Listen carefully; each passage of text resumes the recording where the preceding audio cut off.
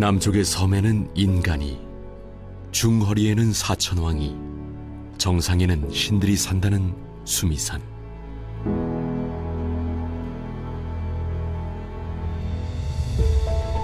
그는 오늘도 세계의 중심에 높이 솟아있다는 수미산을 불단으로 형상화하는 데 여념이 없다.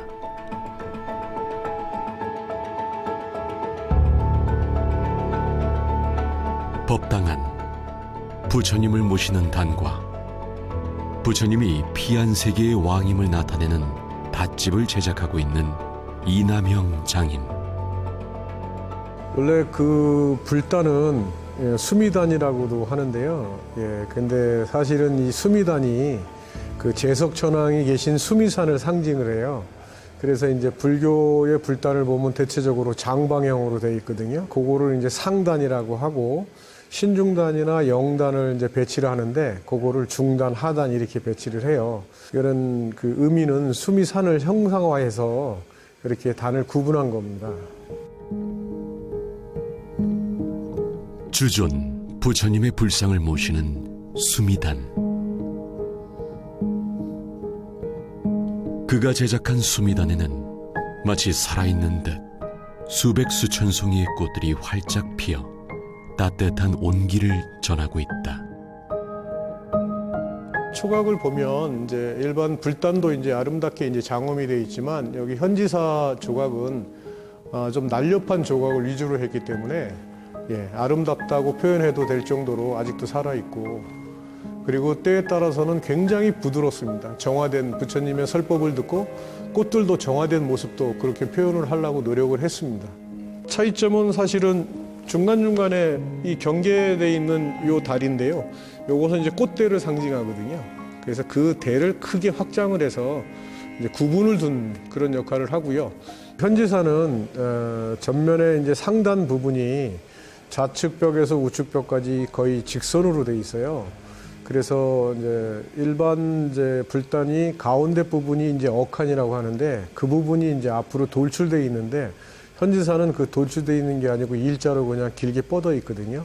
그래서 사실은 나무 가공하는데 이제 맞춤이나 이음이라는 공법이 들어가요. 그 부분에 신경을 좀 많이 쓰고 있습니다. 보통 조선시대에는 수미단을 나무로 만들고 여러 날짐승과 물고기, 비천 등을 장식했지만, 오늘날 현지사의 수미단은 부처님의 설법으로 정화된 세계를 청정한 연꽃들을 통해 집중하여 표현하고 있다. 특히 현지사의 닷집은 평면도상으로는 아자 형태로 닷집 안의 조각 내용을 연꽃으로만 조성하여 그 장엄함이 잘 표현되어져 있다. 연꽃은 더러운 곳에서 청정하게 피어나는 꽃으로 부처님을 상징하는 상스러운 꽃이다.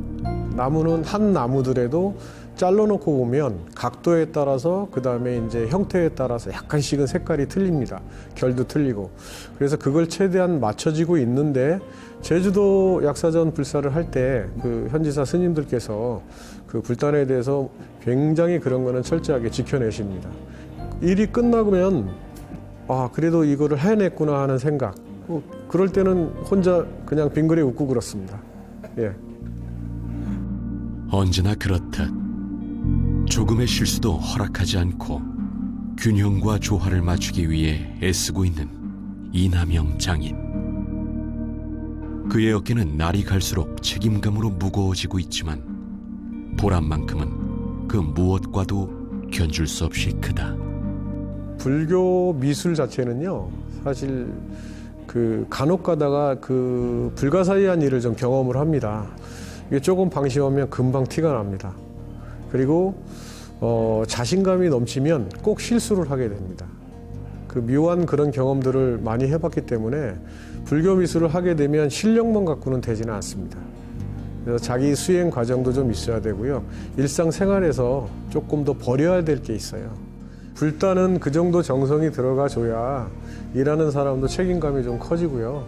그리고 해놓고 나서 아름다우면 보람도 느끼고 그렇습니다.